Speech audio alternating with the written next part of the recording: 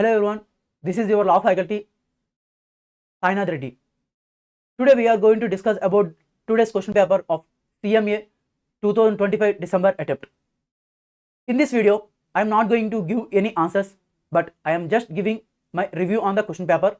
Let's see the question paper. Let's come to the MCQ part, and the first MCQ is from Introduction to Law and Legal System in India, and second one also Introduction to Law and Legal System in India, and first three MCQs are covered from the same topic and the two direct questions.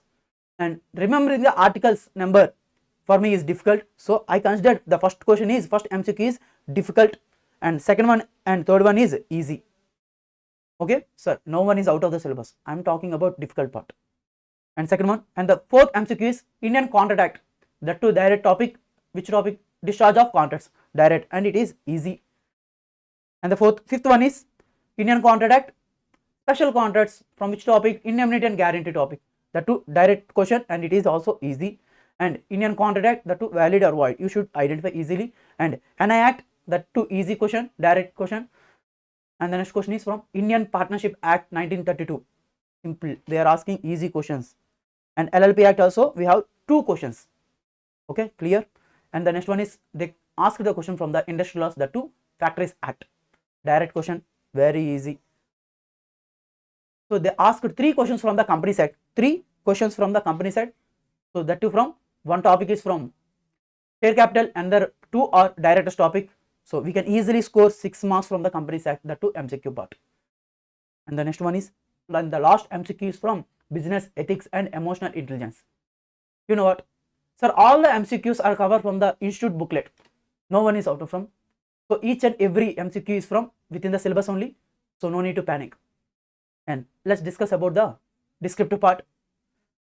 See the question number 2A, and this question number 2A is from the Indian Contract Act 1872, that too from pre-consent, direct question. They are asking what is the meaning of misrepresentation and what are the effects of the misrepresentation.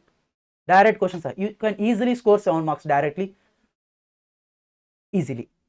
And compare and contrast the contract of indemnity and contract of guarantee. They are just asking the difference between the contract of indemnity and contract of guarantee. The easy question, direct question, you can also score easily. So 14 marks from the Indian Contract Act, that too easy questions, direct questions. Next, discuss the mutual rights and liabilities of the partners as per the Indian Partnership Act 1932. Yes, we all know that if question is asked from the Indian Partnership Act and Limited Liability Partnership Act will not be asked.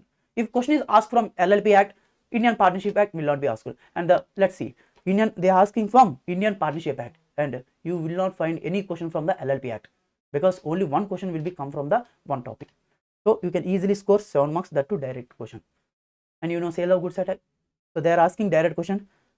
Examine the bias remedies against the seller for breach of contract, direct question. You can easily score 7 marks from the SOGA. Okay, next, code on wages, the direct question, sir. Again direct question.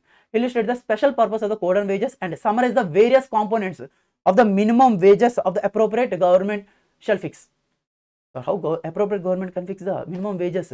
What are the components? What are the factors? That question. This is also covered in institute. So very easily you can score 7 marks. Direct question, sir. This is also direct question. Okay. Next question. 4B.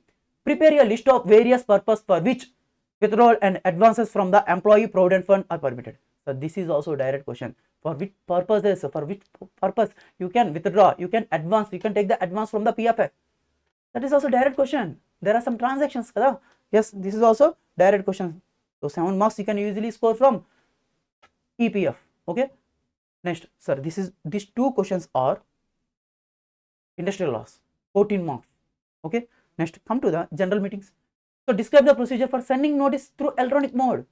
So this is also direct question. From which topic? General topics.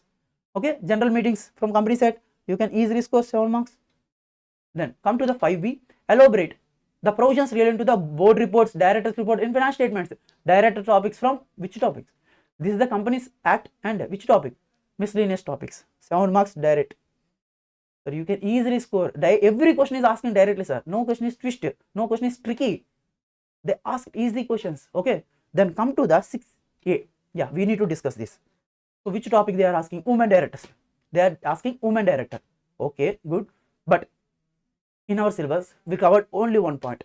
For listed public company, one women director should be there. Other than that, we have not covered anything. But we have deep discussion about women director and their vacancy, who has to fill the vacancy, on which time we have to fill the vacancy. So these provisions are in CMA final, but not in the CMA enter.